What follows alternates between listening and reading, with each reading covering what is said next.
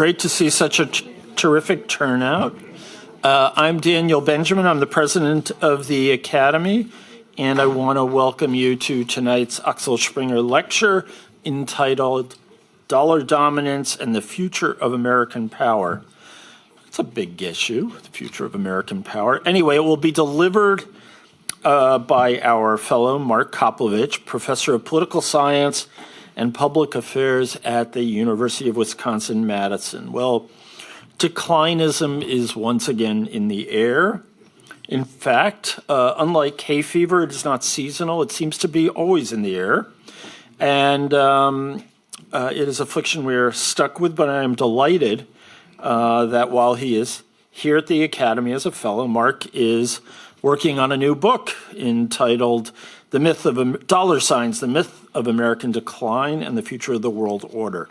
And that will explore the causes and consequences of the dollar's continued dominance in global finance and the international monetary system. And I'm delighted in particular to have so many distinguished guests, both from the universities in the area, as well as the Federal Ministry of Economics and Climate Affairs, and the Federal Ministry of Finance, and the Foreign Office. And I'm delighted you could join us here, and this is exactly what we like to see. So the Axel Springer Fellowship was initiated in 2003 with the express aim of promoting German-American dialogue in the fields of media, public policy, and other areas of contemporary concern. And I want to express my deep gratitude to Springer and to its CEO, Matthias Döpfner, a longtime Academy trustee, for their dedicated support over all these years. We've had a run of great Axel Springer Fellows. We only have great fellows, of course, but we've had a run of particularly great fellows of late, including historian Holly Case, historian Mary Cerati, and journalist Deb Amos, and there have been many, many others who came before them. So tonight I appear before you in my capacity as CEO and introducer of the introducer, and I'm really, really pleased that Mark Hallerberg of the Hertie School is here to join Mark in this event tonight, and to introduce Mark and to moderate the Q&A afterwards. I'm a little put out about this because I had a lot to say about Mark, and I didn't realize until a while ago that there would be someone else doing this. I wanted to talk about the fact that he's possibly the best tweeter we've had at the Academy in many, many years. I wanted to talk about his love of Berlin Union and how great it is to find someone from the heartland who really cares about the Bundesliga, talk about how great his kids are, but I can't do any of that tonight because I'm not introducing him. Mark Hallerberg is professor of public management and political economy at the Hertie School, where he has had an array of different directorships, deanships, and was acting president of the institution. He is also a principal investigator at the Berlin Graduate School for Global and Transregional Studies. Got that right? Wow. Yeah. And this gets harder. He is faculty in the Joint Research Training Group of Humboldt University and Hertie, known as Dynamics, which is about the dynamics of demography, democratic processes, and public policy. Have I got that right? Wow. Give myself a gold star. Mark has an MA and a PhD in political science from the University of California in Los Angeles. He has taught at Emory University for quite a while, and Georgia Tech as well, correct? He was appointed professor at the Hertie School in 2007, and he has published widely on political economy, fiscal governance, fiscal reforms in EU countries and in Latin America, as well as on financial crises and tax competition. And our eagle-eyed staff noticed that among other articles and books, he has published Financial Date Transparency, International Institutions, and Sovereign Borrowings in the International Studies Quarterly, Volume 62, March 2018, with Christopher Gandrud and one Mark Copelovitch. So to use the lexicon of the moment, it's an inside job and it's rigged. And with that, I turn it over to you.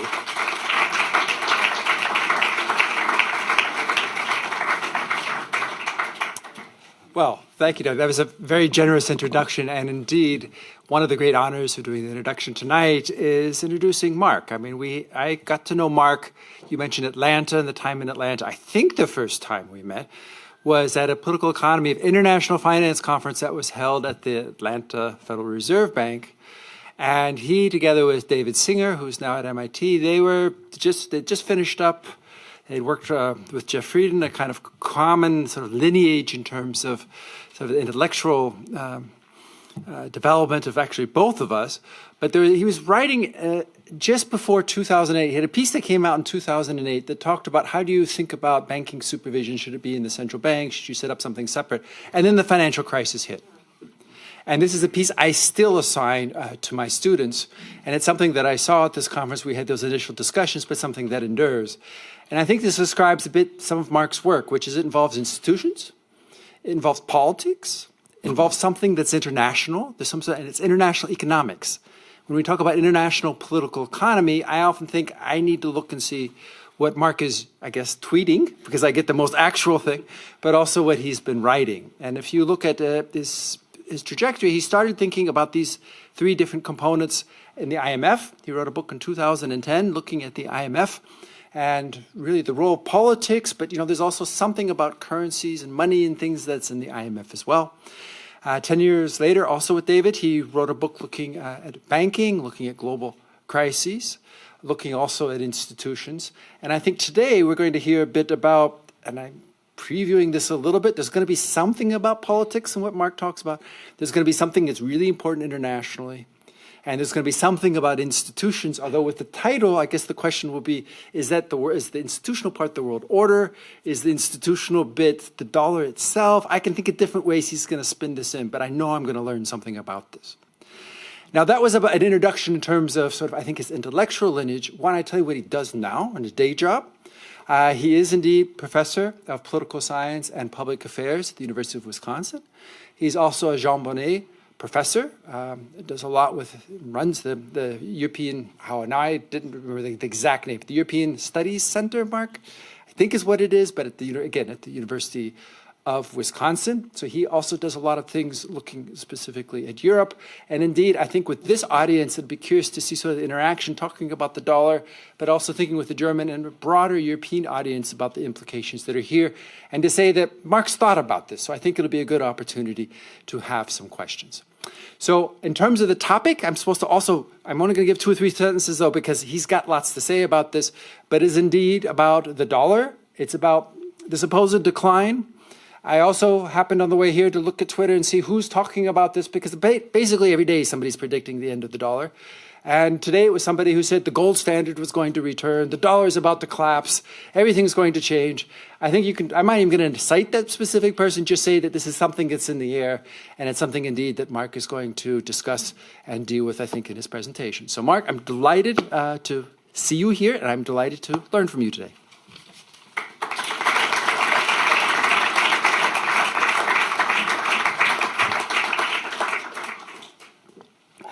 Thanks to Dan and to Mark for those generous introductions. Good evening, everyone. As Mark mentioned, we've known each other for a very long time, so it's very special to have him here tonight. Not only because he's an old friend, but because he is primarily responsible for my now long-standing love affair with this city. Mark invited me here for the first time during the global financial crisis for a conference at the Finance Ministry. He graciously hosted me at the Hertie School on sabbatical the last time I was here 10 years ago. So it's wonderful to have you here, and I look forward to our discussion. Thank you all for coming. It's great to see such a large crowd, but with many familiar faces. It's really an honor to be here as the Axel Springer Fellow at the American Academy. I want to thank Daniel and Anna and the entire staff for this wonderful opportunity. My family and I are so grateful for everything you've done to welcome and spoil us this semester. I want to especially thank Julian Kramer, who's been coordinating my travel lectures and meetings all semester. And I want to thank my fellow fellows, who are an absolutely delightful and brilliant group of humans. It's been a real privilege to share this time and space with you and your families, and I look forward to the next few weeks as we plot how to bring Operation Please Don't Make Us Leave This Magnificent Place to a successful conclusion. All right, so I'm going to talk tonight about the U.S. dollar and its dominance in global finance. And some of you, not only those related to me, surely think this is an arcane and boring topic. I hope to convince you that not only is it interesting, but also that it's absolutely essential for understanding broader questions about the future of American power, prosperity, and world order. But first, I want to invite you along back in time to an era much like our own, when journalists, politicians, and experts were obsessed with the idea that American hegemony was coming to an end, and the US dollar would soon lose its role as the world's dominant currency. It's August 15th, 1971, and President Richard Nixon has just taken the fateful decision to end the US dollar's currency pegged to gold. Established at the Bretton Woods Monetary Conference in 1944, the $35 announced dollar gold peg had been the centerpiece of the post-World War II international monetary system, where the U.S. fixed its exchange rate to gold and everyone else had fixed but adjustable exchange rates to the dollar.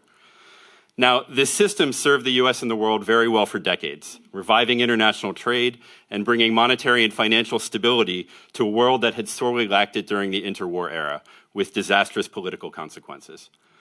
What we now call the Bretton Woods era was one of unprecedented growth and prosperity, especially in the US and Europe.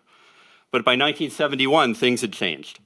Once the world's unchallenged manufacturing and export superpower, America now faced stiff competition from Germany and Japan, and a combination of political challenges had left the US facing large deficits, rising debt, and increasing inflation.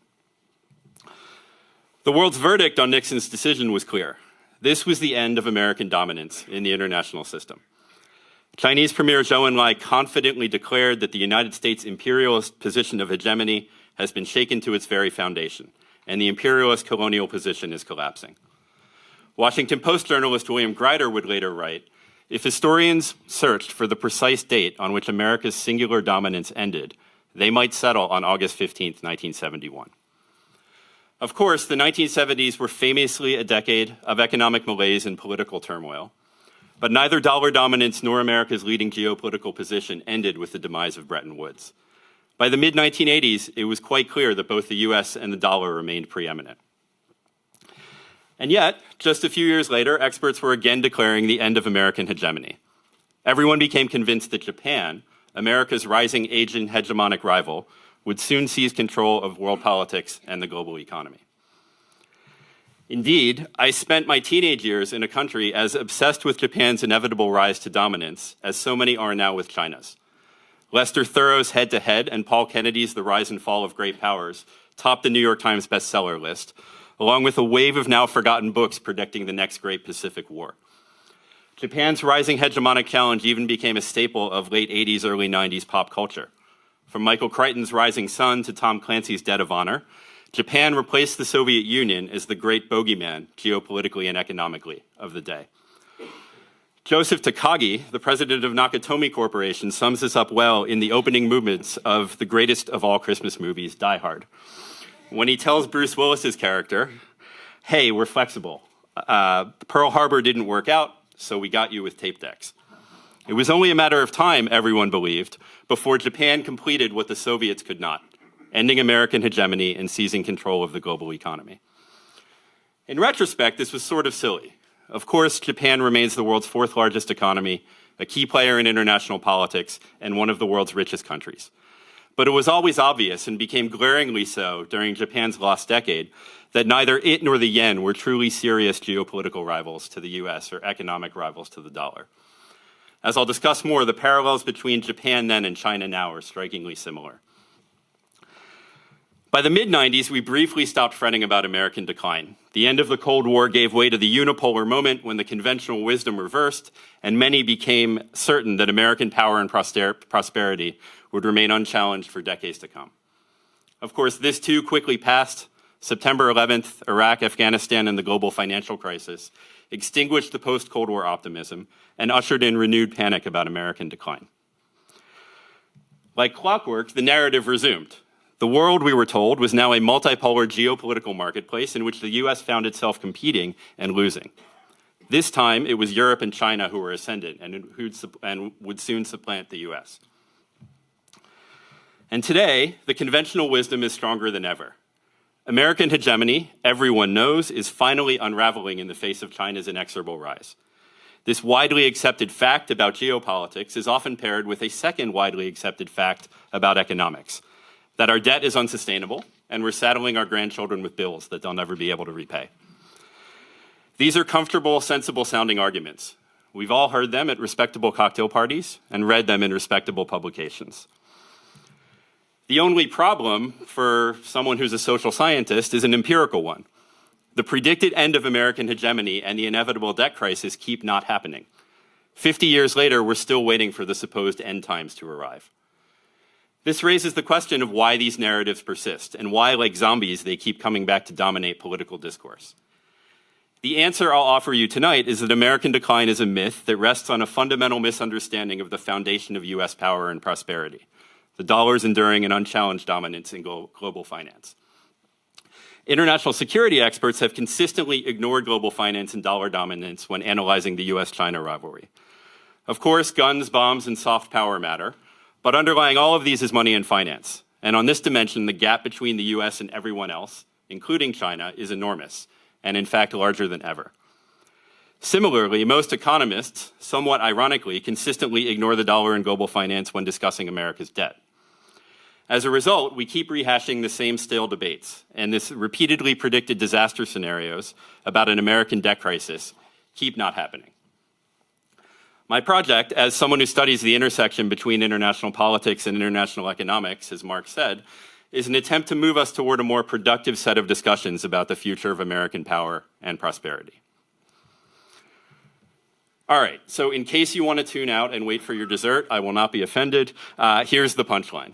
Money is power. The dollar is more dominant now than at any point in the last 75 years. And like Mark Twain's death, report of the decline of American hegemony is greatly exaggerated. We've got very serious problems in America, but they are entirely about domestic political threats to our democracy. Addressing this problem is the urgent task at hand. Obsessing about China's rise or about declines in the dollar or American structural power, these are distractions, not least because both China and Europe have problems that make America's look paltry by comparison. All right, so let me actually focus now on the specifics of dollar dominance. Take a look at this chart. This is the single most important feature of international relations over the last 50 years, the exponential growth in the amount of money flowing through the global financial system. This is just one measure of that, global bank lending, but I could show you many others that would illustrate the same trend. We talk a lot about things being new or unprecedented in world affairs, but few of them really are. Most have some historical analog in the near or distant past. This one doesn't. The global financial system has grown 40 times from the 1970s until now. To give you a sense of proportion, over this same period, world output or gross domestic product has grown by a factor of 10. World trade has grown by a factor of 3. Everything else, the rise of China, the end of the Cold War, globalization of trade, technological change, wars and terrorism, pales in comparison when we think about deep structural change in the international system since the 1970s. And at the heart of this is the US dollar. Since 1971, the international monetary system has been backed not by gold, but by a small number of reserve currencies.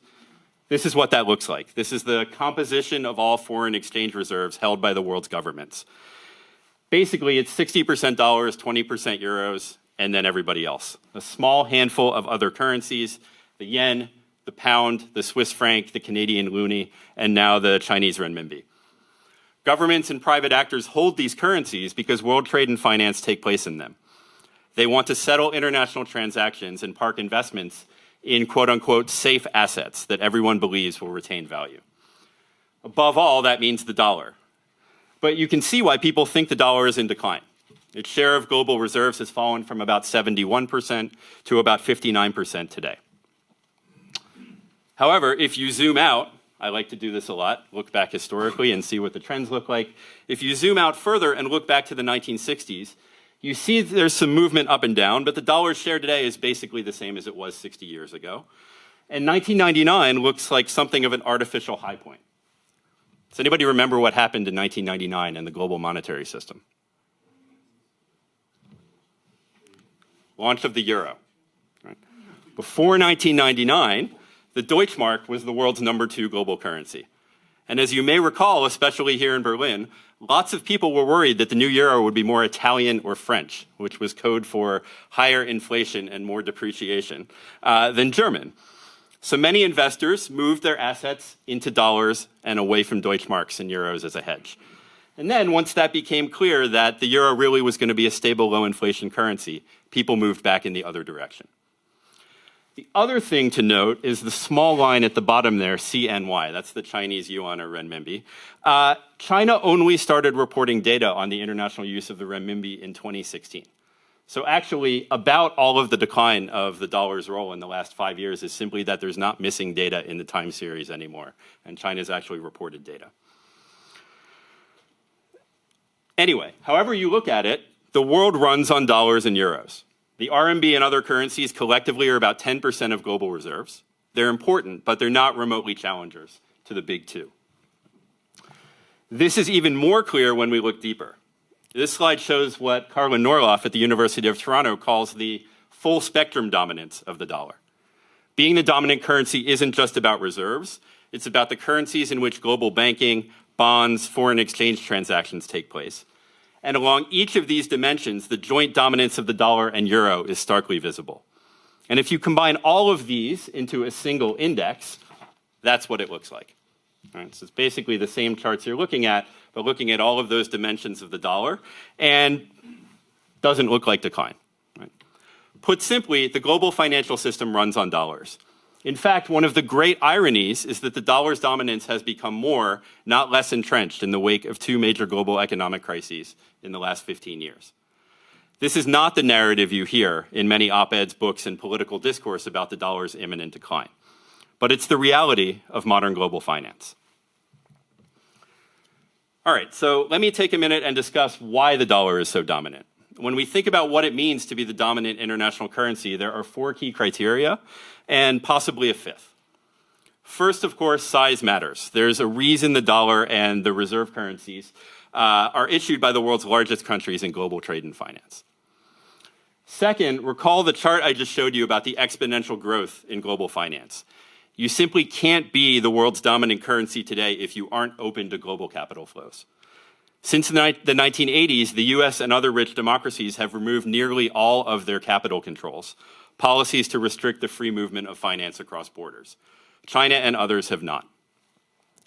Third, when we talk about people wanting to hold your currency, what we're really talking about is people wanting to hold assets denominated in your currency. International investors are looking for safe assets. Often this means government bonds like US Treasuries, but even more so, it means private investments like stocks and corporate bonds, which means someone has to provide them. In order to have the dominant global currency, you need to be that someone, which means that the country issuing the world's reserve currency needs to have large, deep, and open private financial markets. And the simple fact is that no one else has those at sufficient scale other than the US. This chart shows all of the world's AAA rated financial assets, what are thought to be the safest financial assets in the world. You see a small percentage are denominated in euros and other currencies, but the overwhelming share are in US dollars, issued either by the US government or by private actors in the US financial system. By comparison, European financial markets are small and highly fragmented. The EU is working on building larger integrated markets through what's known as Capital Markets Union, but that's years away. China's markets are tiny compared to the US, and they're dominated by state-owned banks.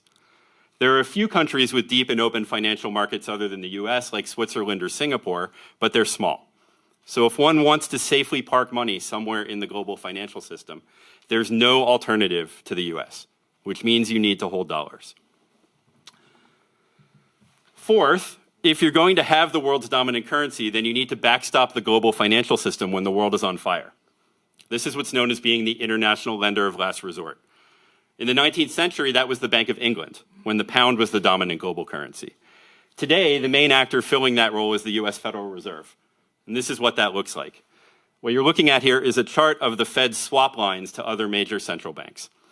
Swap lines are basically lines of dollar credit that the European Central Bank, the Bank of Japan, and others can draw on to ensure that their banks and economies don't run out of dollars, so that global trade and finance don't grind to a halt during a crisis. You can see here that the Fed did this massively in both 2008 and 2020. You can also, if you squint, see that the ECB does a little bit of this. And you can't even see it on the chart. The Bank of Japan and the People's Bank of China do a very, very little bit of this. But those amounts are negligible in comparison.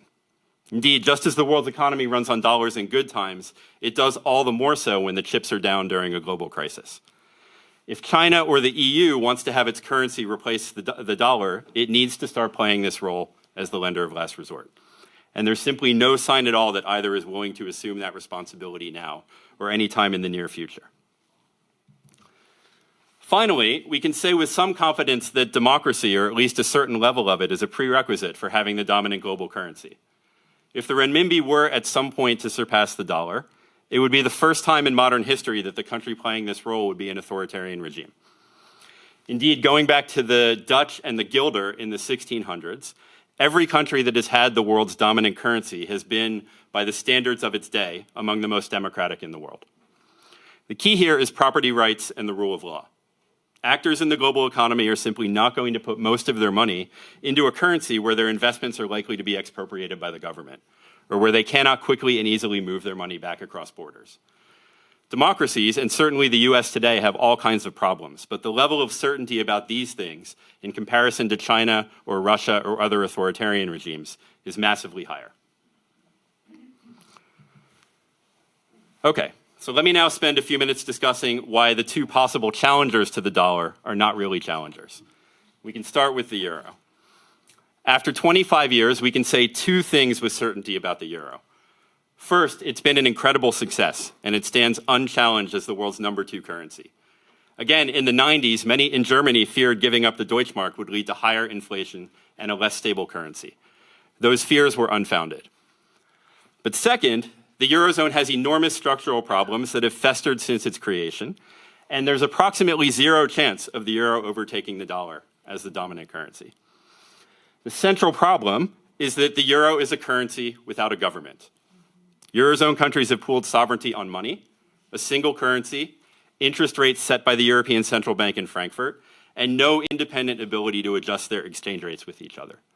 But fiscal policy, debt and budgets, is still controlled by national governments. This is, of course, exactly the problem the US wrestled with 150 years ago, as you all know from Hamilton and Cabinet Battle No. 1. From the time of the 1791 debt assumption debate between Hamilton and Jefferson, to the establishment of the Federal Reserve all the way in 1914, when we finally completed the American monetary union by centralizing control of both monetary and fiscal policy at the federal level. This incomplete nature of European monetary union raises lots of questions about whether fiscal and political union, what's often referred to as a Hamiltonian moment, might be necessary to ensure the euro's long-term survival. I don't have time to discuss the details of that now, but for the moment, let me simply note that this is the key reason why the euro can't and won't challenge the dollar for global dominance. In times of crisis, there's simply no European government to control the supply of safe assets or to play the role of the global lender of last resort. Instead, who provides the safe assets in the Eurozone? That's right, it's Germany and France. You may have seen this chart before. It's interest rates on government bonds in the Eurozone before, during, and after the European financial crisis. What you see is that in 2010 to 2018, German and French bonds yields went below zero because everybody dumped Greek, Italian, Spanish, and Irish debt, even though that debt was also denominated in euros because they were worried about default in those countries. In bad times, households put cash under the mattress.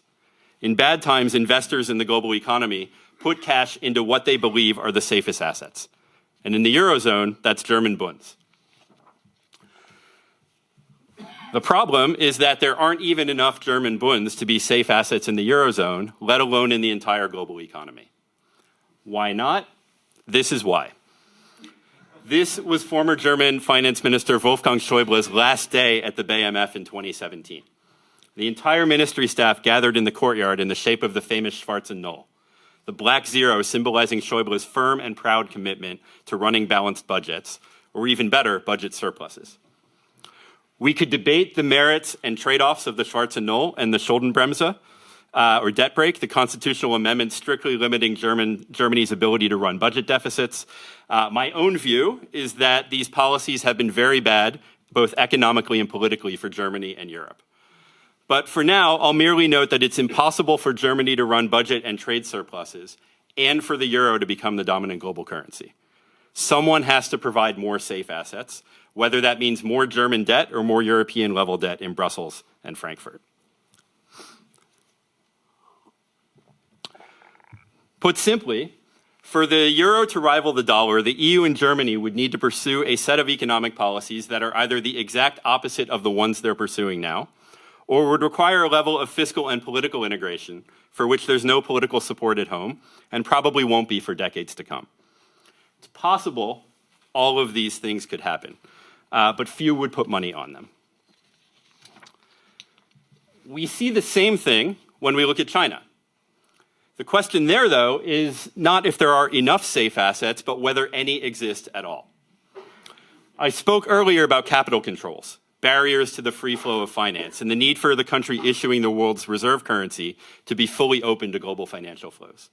Here's the data on that. It's actually from my Wisconsin colleague, Menzi Chin. For now, trust me that you can look at the map and that I've looked at the data, and what the chart shows you is that a 0 means full government restrictions blocking global financial flows, and 1 means total openness.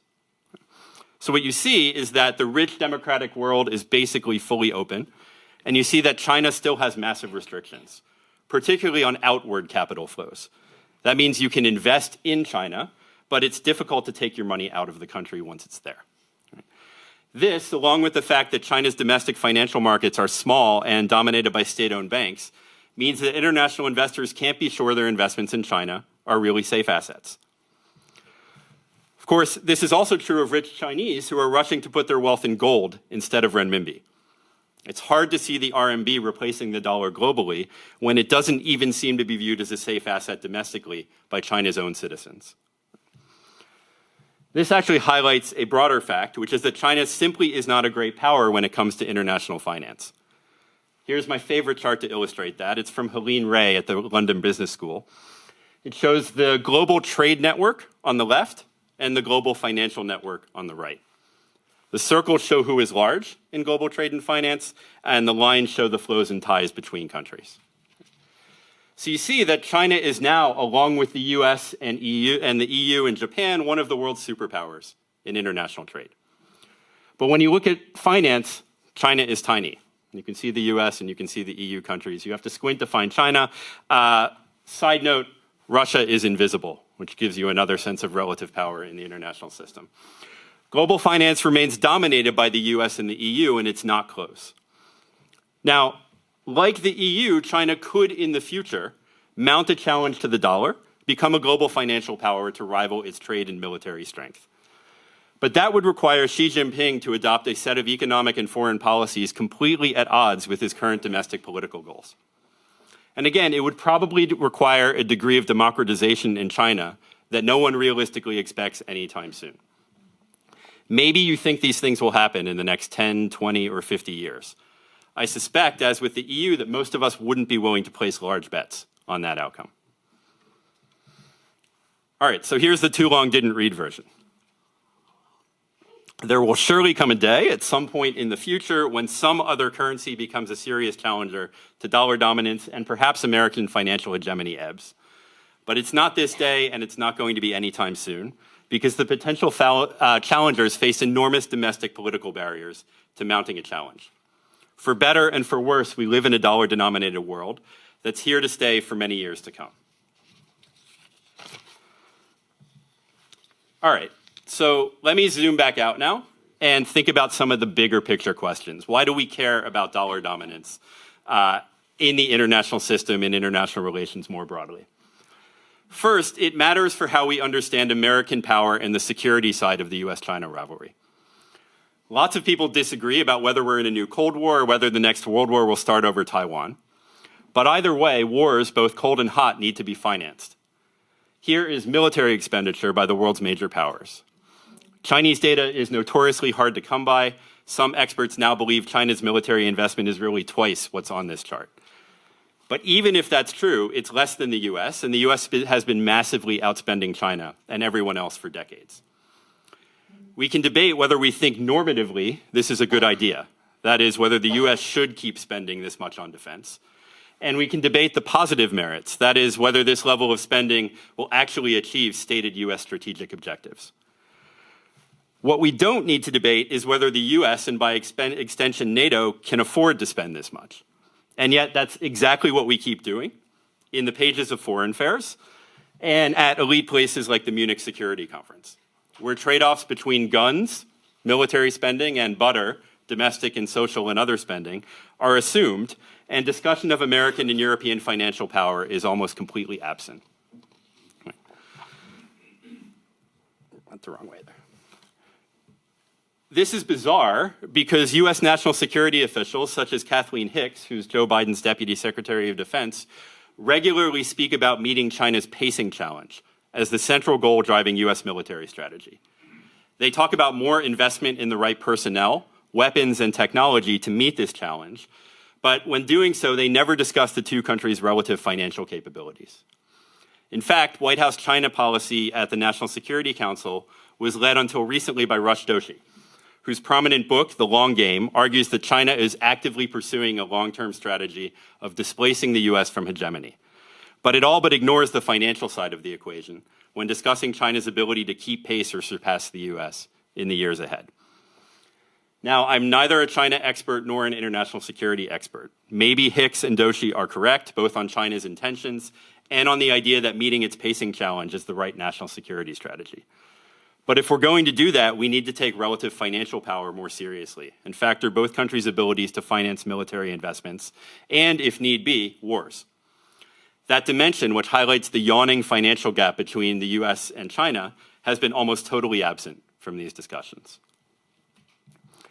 Which brings me to the second broader reason why we should care about the dollar's overwhelming dominance, our decades-old debate about our supposedly unsustainable debt. This idea has been a permanent bipartisan feature of US politics for as long as I've been alive. It was a central topic of discussion when debt to GDP was 40% in the 1980s, when it was 60% in the 1990s, 100% in the 2010s, and now again when the debt to GDP ratio is about 120%. Yes, of course, our debt levels are high and increasing. But again, global financial flows have increased by a factor of 40, while American debt has tripled. And the US has continued to borrow in unlimited quantities at almost historically low interest rates.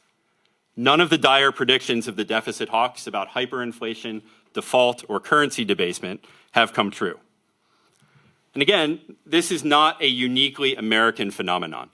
Government debt levels have risen across the rich industrialized world. You're looking at the G7 countries here, in line with the growth of the global financial system and the need for all of that money to find safe assets in the world economy. So why do we so deeply believe this idea about the unsustainability of the debt of the country that issues the dominant global reserve currency? Perhaps most of all is the deeply ingrained belief in the household analogy. Now, I'm singling out the Obama administration here, but this has been a bipartisan centerpiece of US discussions about debt and deficits forever. There are all kinds of reasons why this idea is wrong, and why the government tightening its belt during economic downturns is disastrously bad economics and generally turns out to be bad politics as well. But for now, I'll simply ask you to consider whether any of these features applies to your household. The household analogy feels right and sort of in your gut. It sounds responsible. Perhaps it sounds morally upright to some of us. We can all identify with household budgeting. But the government is not a household. This is exactly the wrong way to think about macroeconomic policy, especially during crises. And indeed, the whole idea that our debt is currently unsustainable is something of a category mistake. Japan has a debt to GDP ratio more than twice of ours, of 250%. It borrows at interest rates lower than we do. So if the country issuing the world's #3 international currency with a rapidly aging population can sustain this level of debt, why are we fretting over the ability of the US to sustain a level less than half of that? One answer you often hear is that Japan owes its debt domestically while the US owes its debt to foreign creditors like China. That's a nice story, but it turns out it's not actually true anymore. It was about 15 years ago. Like Japan, we owe 2/3 of our debt to ourselves in the currency that we issue. So yes, the US could literally print new dollars to pay off 2/3 of its debt tomorrow to itself and American citizens. That sounds crazy and irresponsible, I know. Yes, it would probably create some modest additional inflation. Yes, it would probably drive up interest rates in the future. We could and should debate the merits of those trade-offs, but the idea that we can't sustain that level of debt and there's going to be a catastrophic default is simply not true, especially given the global demand for safe assets that we've already discussed. The truth is that dollar hegemony enables the US to finance itself with fewer fiscal constraints than any other country in the world. This is what Valéry Giscard d'Estaing, the French president in the 1970s, once referred to as America's exorbitant privilege. We could use this privilege to invest in infrastructure, alternative energy, public education, poverty reduction, all the things we need to meet the serious policy challenges of the coming years. If we choose not to, that will be entirely a political choice, not a hard economic constraint. There's surely a level of debt that would be a hard constraint. But if Japan is nowhere near it at twice our debt levels, we're nowhere near it at all. And the idea that we are, again, is entirely a political argument, not a truism of macroeconomics. We might also ask why you don't hear very much about China's unsustainable debt. As you can see, it's a chart from the IMF this month. China's debt to GDP ratio now is actually higher than ours and projected to increase to Japanese levels in the next 30 years. China's private credit levels now look eerily like those of Japan in the early 1990s. So this isn't government debt, this is private credit in the economy. Right before Japan's real estate and stock market bubble burst, and Japan entered a lost decade.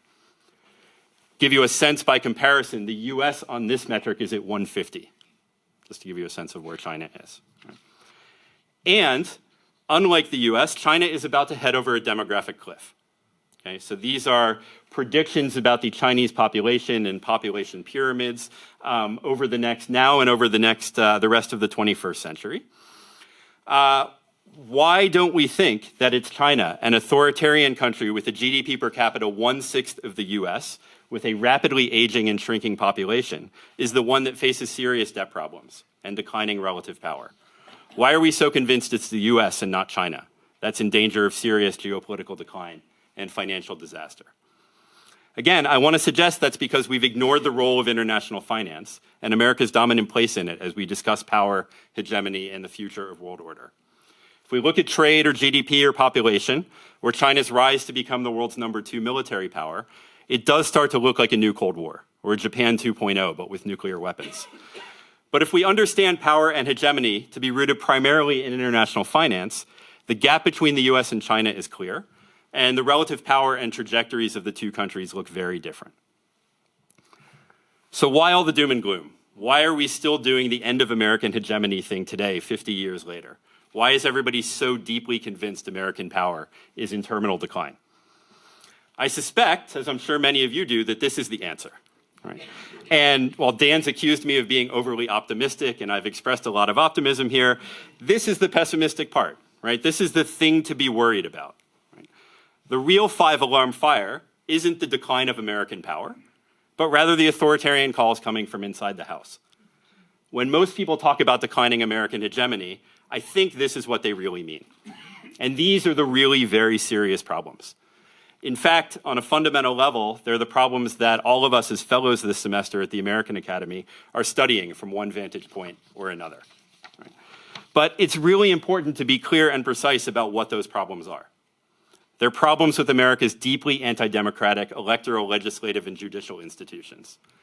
They're problems with one of our two parties collapsing into authoritarianism. They're 150-year-old domestic political problems that require finally finishing Reconstruction and ensuring the civil rights and political equality of all citizens regardless of race, religion, gender, or other differences. What they're not is changes in the structural material balance of power in the international system or the global economy. And of course, this is something of a transatlantic phenomenon. The risk is not that the entities that issue the #1 and #2 global reserve currencies are in danger of losing their financial superpower status. What they're in danger of losing is their democracies at home.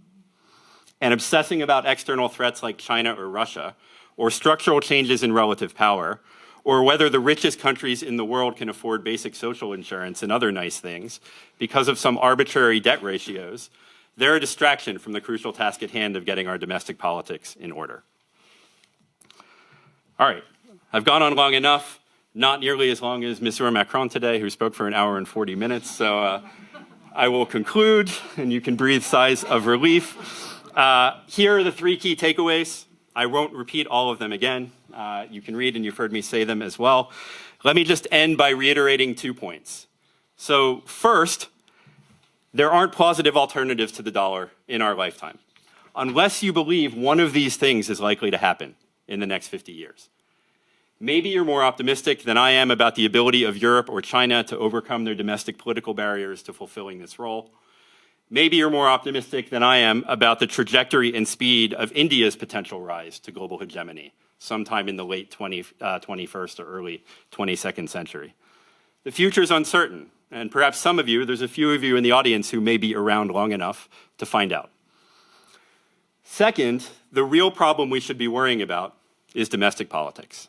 And even then, when one compares the state of the US to things about Europe and China, it might just be the case that we remain, with all of our problems and divisions and seemingly fatal flaws, the least ugly participant in the global beauty contest for world hegemony.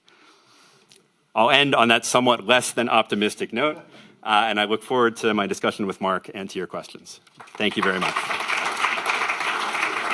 One thing that I found impressive, Mark, was every time I was typing away, it was like, okay, here's my question, and then here's your next slide. No, he took that question, okay? Then I had something else would come up.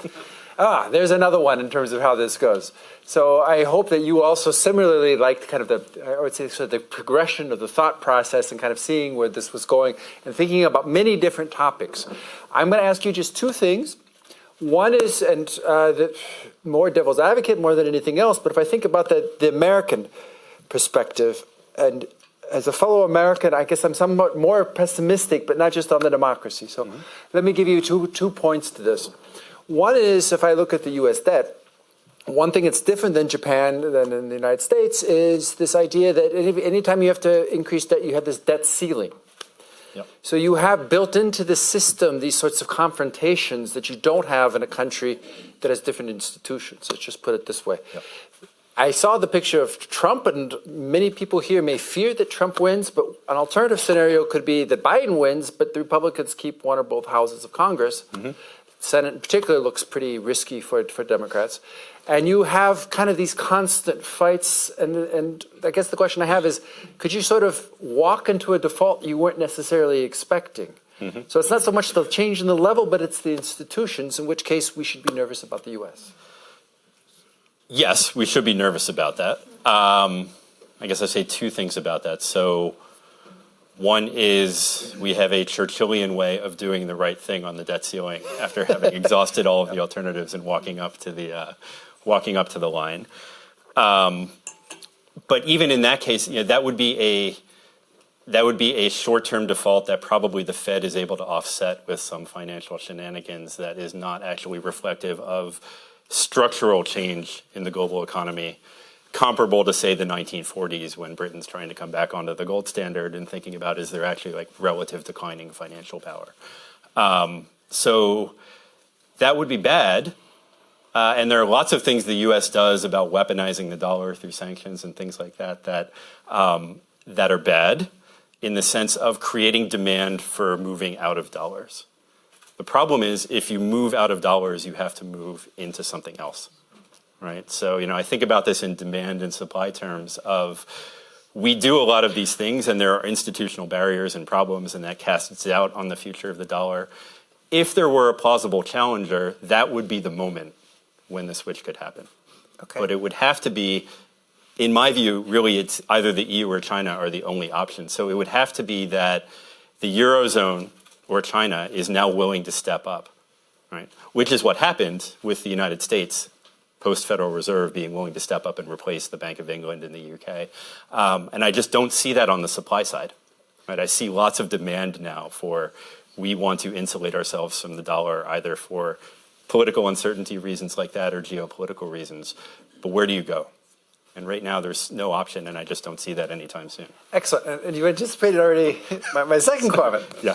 which indeed, thinking about the demand side, which is just simply, maybe you could develop a bit more why it's good to have the dominant currency. And I think you already started on this, which is maybe traditionally you got seigniorage. That is, you made money from the fact that you had a lot of dollars, right? And so the U.S. would get a little wealthier, but all things considered, it wasn't chump change, but it wasn't huge amount. I mean, something. One thing that's changed when you mention sanctions is this idea that indeed the dollar becomes a weapon, not just an opportunity for profit. Right.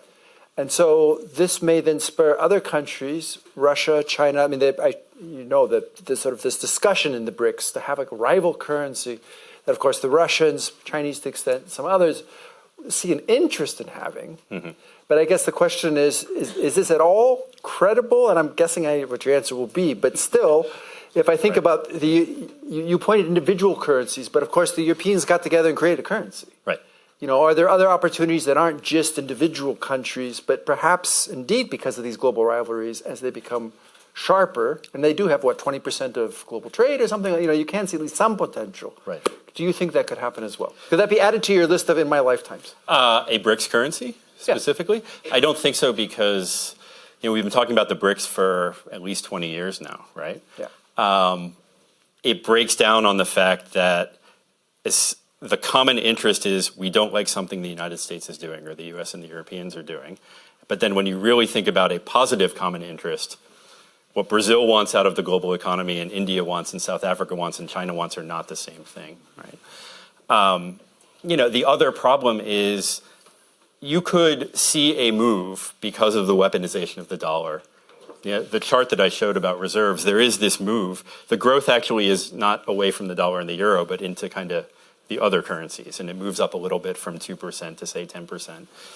So you could see a move, if you told me the renminbi was going to go from being 2% of global reserves to, say, like 8% or 9% or 10% in the next 20 years, I would believe that. But the problem is the US and the EU are still the two largest economies in the world. So even if you accumulate other reserves, right, through some other payment system or gathering renminbi or whatnot, eventually you're going to trade with the US and Europe, which means you're going to need dollars and euros, right? And so there's a real limit, I think, as long as those are the two key players in the global economy. And then you have the lender of last resort side, right? So the other thing, along with providing an alternative with safe assets, is when the chips are down, the Fed is the one that backstops the global economy. So if we had an IMF with 5 times the war chest, or the ECB or the People's Bank of China wanted to have a swap line network as large as the Federal Reserve, then you could see the incentive to move into those other currencies or getting us away from a dollar-backed world.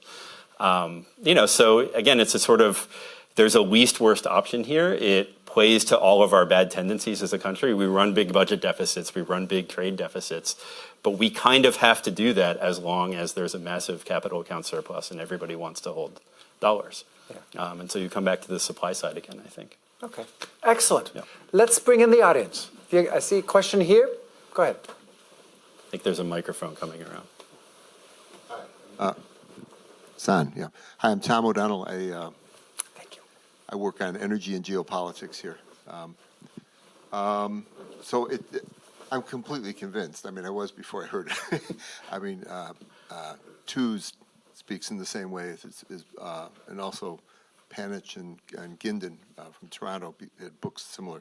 So I completely agree with you, and it's not only reflected in the ability to do military stuff, but it's also very much, you could do the same thing for technology over the last 70 or so years. Mm-hmm. So one question is, like when the bill was passed to give money to Ukraine and so forth, the U.S. actually added even the Republicans added an $8 billion by taking it away from the Russians. Mm-hmm. So it's kind of driving the Europeans nuts. And the idea being that this ruins the legal precedent and so forth and trust. What do you think about that? Could the Americans, well, the Americans are already doing it, but they're trying to get the Europeans. Could they just use not only the interest and so forth, but the what's in the bank that they've seized from the Russians to give to Ukraine? What would happen? This is the Russian foreign exchange reserves we're talking about. Yeah, I mean, I think one of the things with the sanctions that really illustrated not just the dollar's power, but the joint dominance of the dollar and euro is how quickly that came together. And the G7 sanctions, the reason, they're not a substitute for military force, but they have worked in their direct effect, was because of the coordinated action, right? I think the U.S. is pushing Europe, but I don't think that will formally happen, the seizure and redistribution, unless it's a joint U.S., EU, G7 type of thing. But again, does it create a precedent? Well, territorial conflict in Europe in 2024 is also creating a precedent that we thought was gone. So I think we're talking about relative risks of precedent about throwing around power in the international system. And I think if it's a coordinated transatlantic initiative, it doesn't raise lots of threats about the U.S. is going to willy-nilly go and do this now. And they did it to Iran, they did it to North Korea, now they're doing it to Russia, they're going to do it to everybody. I don't see it as that sort of precedent. And I think the fact that it hasn't happened yet, and we've been talking about it for 2 years, is also a sign that it's not a sort of knee-jerk type of reaction. Very good. Right here. Laura.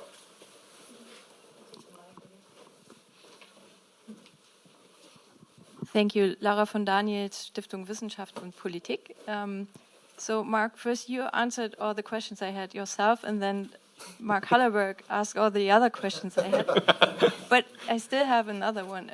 So it was really a treat to listen to your talk and everything you said about the role of the dollar. But I was wondering what conclusions we can draw for the euro and our own situation here. And I thought it was extremely helpful to think of democracy as really the backbone of having a world currency. Yep. But in the case of Europe now, at this point in our history and with the threat in Russia or from Russia, I was wondering whether spending more on military capacities or capabilities is part of the defending democracy and having a great democracy and a backbone to your currency. So do we in Europe have to think about this perhaps a bit differently than you do in the US, given that you have this great military and that you are a world power? Yeah. So at this point, perhaps do we need to do both things at the same time, deepen our banking union, having a fiscal union perhaps eventually? I still believe in it, at least. But also spend more on military capacity. Yeah. Thank you. It's Laura's an old friend. It's great to see her, and a lot of old friends in the audience. So thank you for coming. Yes, I think you do. I also think about it as probably as you do, that these really are two sides of the same coin, right? So in some ways, the momentum for more European-level defense cooperation and actually increasing defense spending in the EU, possibly doing that through the issuing of common debt, would actually help the euro take on a bigger role, right? I think capital markets union goes with that because you do need the safe assets, but you already have the ECB playing a secondary role as the global lender of last resort. And if you did have more common European debt, that would be addressing the safe asset problem. And it would give an opportunity for people who do want to move out of the dollar into something else, right? But what that would do is actually reinforce dollar-euro dominance. It would just move the balance maybe from 60-20 to 50-30 or something like that, right? So in some ways, I see that as a complement, right? And it really does reinforce the way I think about this is it is about American power, but it's also about transatlantic power, right? And maybe the external threat on the security side reignites momentum for the fiscal and political union because that seemed really to be stagnant for the last decade now. I could see that happening, but I think it really would come from the push that we need more defense spending. And if that's going to happen, it's not just going to happen in Germany or France or Italy. It's going to happen at the European level. Okay. In the back, further back. Yes, that's who I saw. Rick Inca, banking lawyer and happy to hear such a marvelous, to be honest, a lecture for the first time here and covering all aspects. My questions, please. Your timeline didn't go as fast, as backward in story terms as I would have expected, at least. Posing the question, how did the dollar become, in first instance, the dominating currency of the world? And it was mainly probably due to the weakness of the British pound, as you indicated shortly, in the aftermath of the lost, or not lost, but at least overstretching First and Second World War.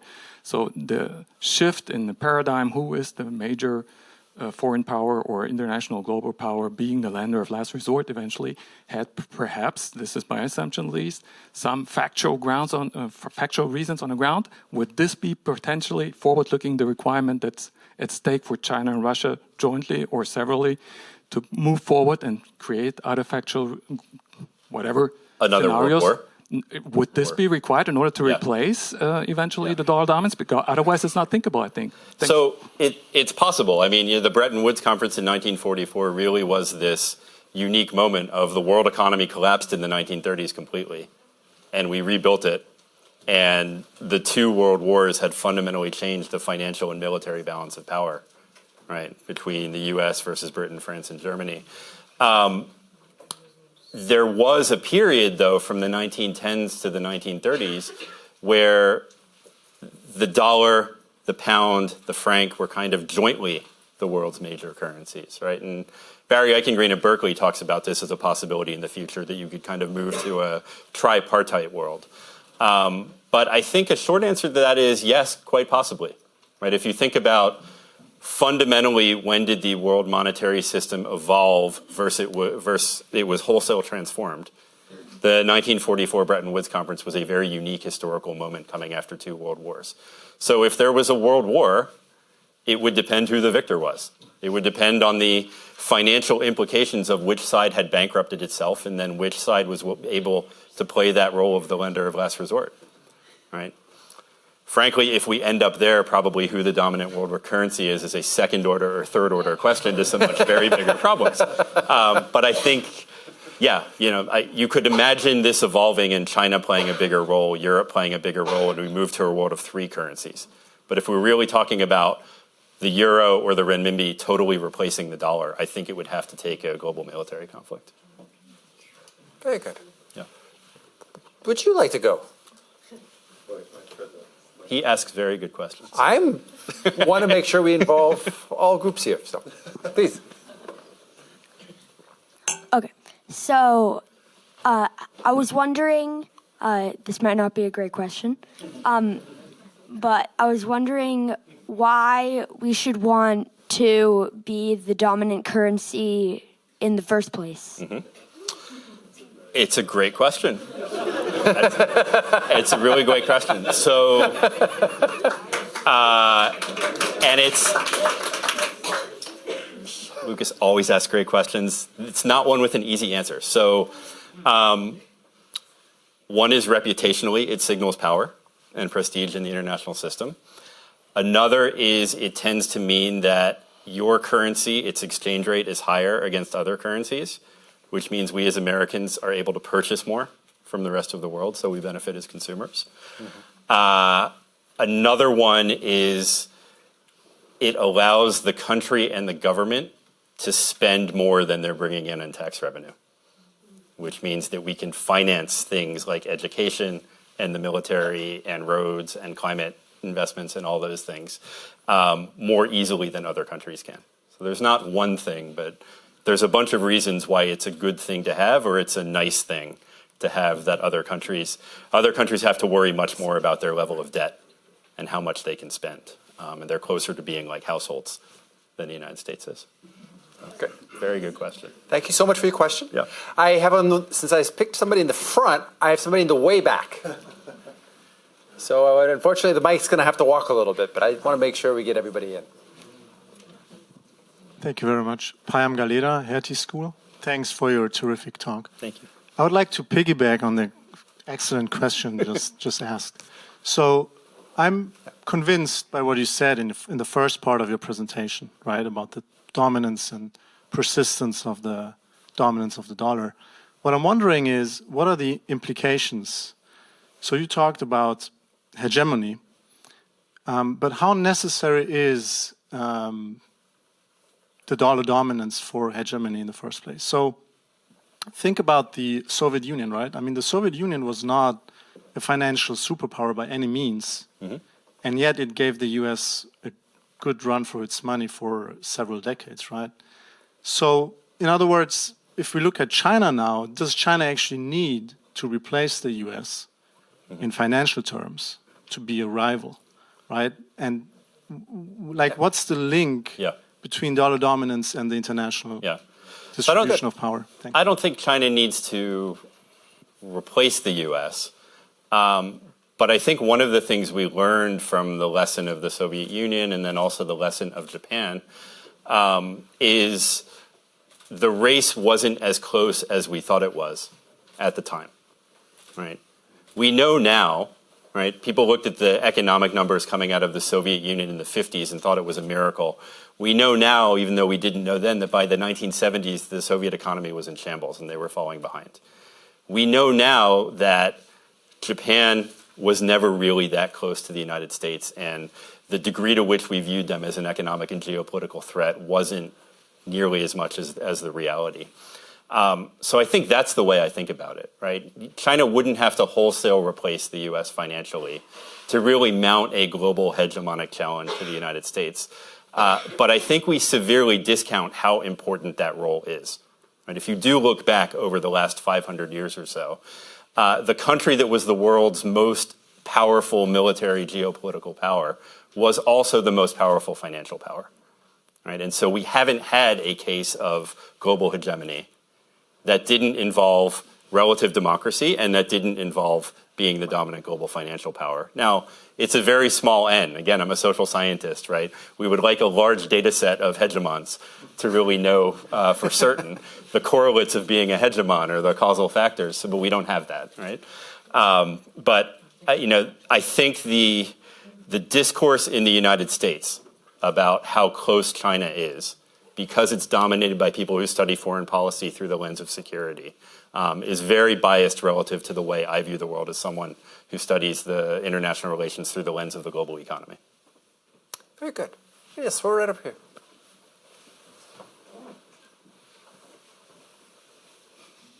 Thank you. You mentioned the domestic challenges. How does the rather surprising decline of life expectancy over the last 4 years, from 79 to 46, factor in if you continue this line in the long run? How is that going to affect? In the United States? In the United States. Yeah. Bert has better answers to that question than I do. So, again, I think in these relative terms, so it's obviously terrible, right, at the human level, and it's bad for the United States. But if you look at the demographics of the United States relative to the demographics of China or many EU countries, our population is projected to continue to grow over the next 70 or 80 years. The answer to that, the sort of totally different talk, is that immigration is another saving grace of American power and hegemony. But the decline in life expectancy and the decline of the population that will happen from that is swamped by immigration into the United States. And it's relative to the projected population changes in Europe and in Japan and in China over the next 70 or 80 years. Right? So, again, I think it's a case of we have big problems at home. They seem like existential problems, but when you compare those problems to the similar problems that other countries are facing, theirs are at least as serious as ours are. Very good. We can't be stumped. Yes, right here. Another 5 minutes. Yeah. Hi, Brian Faison, business controller for Yara International Chemical Fertilizer. So I had a quick question. Well, not quick, but Ray Dalio, a very famous hedge fund manager in the States, multi-billionaire, he constantly talks about how the decline of the American empire will take place around 250 years. And that's kind of coming up for us. And he said that no real dynasty or empire has ever lasted beyond that time. how much time do we actually have left? And then, like, when is someone actually crying wolf that we should be really aware about, is my question. And then my second question would kind of be like, in terms of debt ceilings and Federal Reserve, who do we actually have to pay back, right? If we're just borrowing from ourselves and the Federal Reserve, which I don't really believe is federal, but in reality, if we're the controlling dominant currency, why do we even really care about anyone trying to tell us to pay anybody back about anything? Right. So I mean, this gets at the government, the household analogy and the way we think about things. So it sounds crazy to people when you say the Federal Reserve owns a third of the debt. The American public owns about 35% of the debt. And so 2/3 of that debt we basically owe to ourselves. And if we printed more money, it would create some modest inflation, but we could pay off all the debt. And because the U.S. never dies, we can issue new debt that's due 30 years from now, and then we'll be able to issue more debt. Like, that sounds crazy and irresponsible, but that's actually the way the monetary policy and the macroeconomics works, right? So, you know, on the first question, I've never made too much of that. You know, Dalio has those charts, and you look, and sure, it's this very small number of cases we have of the rise and fall of empires going back to Rome. So there is certainly some point in the future when the U.S. will not be the number one country geopolitically and economically in the international system. But most of those arcs lasted centuries, right? And so we're thinking about the U.S. really assumed global hegemony in the mid-1940s. Right? So that's a very, very small amount of time when you think about these really, really long-run arguments about the rise and fall of nations and empires. And again, it comes back to what Mark and I were talking about the supply side. Right? It's not just the demand from other countries to maybe not want the U.S. to be the hegemon, right, or to not be tied to the dollar. It's that hegemony is expensive. So somebody needs to be the international lender of last resort. Somebody probably needs to provide the world's strongest military, and it's going to cost a lot of money to do that. I mean, it's much easier, and often politically easier, to be the number 2 or number 3 or number 4 country in the system because it's easy to criticize the hegemon, right, and free ride on the hegemon. So that will happen sometime in the future, unquestionably. I don't think you or me or anybody in this room is going to be around to see it, right? And I don't know who it will be. Right? I think if we were projecting who the global hegemon was, given the demographics and the finances of China at this point, I'm not sure I would guess that it would be China 100 years from now. But I could be wrong. Right? But I think it will be a long time. Right? And I think it really comes back to who has the domestic political capabilities to support playing the role financially and militarily. Very good. I have time only for one more question, and it happens to be you. Behind you, Mark. Mark, thanks for lots of marks. Thank you for your talk. One of the remarkable things that I've noticed that's happened in global politics in the last number of years is the rise of new forms of like nation building happening. Like Meta is creating its own Supreme Court, is creating its own currency. Other companies are doing similar things, the rise of cryptocurrency, things that are not tied to the nation state anymore, right, that have been so central to how we study political science. So could you imagine a world maybe after we're all long gone, all of us in this room, where there's a currency that is not tied to a nation state, that is the global hegemonic currency? Mm-hmm. Is that feasible? So the short answer is no. I can't imagine it. So wait, in the meeting. The more complicated answer is there are 2 options for it. One is something private like cryptocurrencies, where I don't think it will work because the choice to play the international lender of last resort, right, to set the rules and regulations of global finance, those are political choices. And so I don't think you can detach the role of money and finance in the world economy from governments, right? The other problem with something like Bitcoin and cryptocurrencies is that's basically like the gold standard where you can't increase the supply of money in a crisis, and that was disastrous. We tried it in the 1880s, it was disastrous. We tried it in the 1920s, it was disastrous. So I don't think that option exists. which means the other option is basically what John Maynard Keynes wanted at the Bretton Woods system, which is the IMF is basically a global central bank, and we would have world government. So you could imagine a global currency with a world government. But I don't think the political support, that's basically like the Eurozone's problems of the politics of having a federal union at the global level. And the other problem with the euro is we already know it's not right to have one monetary policy for Germany and Greece. Right? So we solve this problem in the American monetary union by having a federal government. Right? Basically, California and New York bail out Alabama and Mississippi through transfers through the federal government. And you can have surplus and deficit states in a monetary union. So what you would need is a world government that taxes and transfers resources between surplus countries and deficit countries. And it took the US 150 years to get there.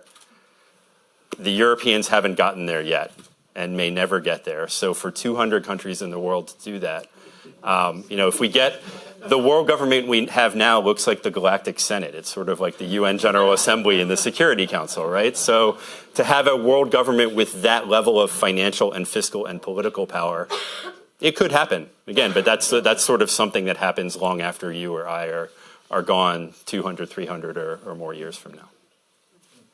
Very good. We went from U.S. hegemony to world government in one night. I'm quite Good impressed work, by right? it. Absolutely.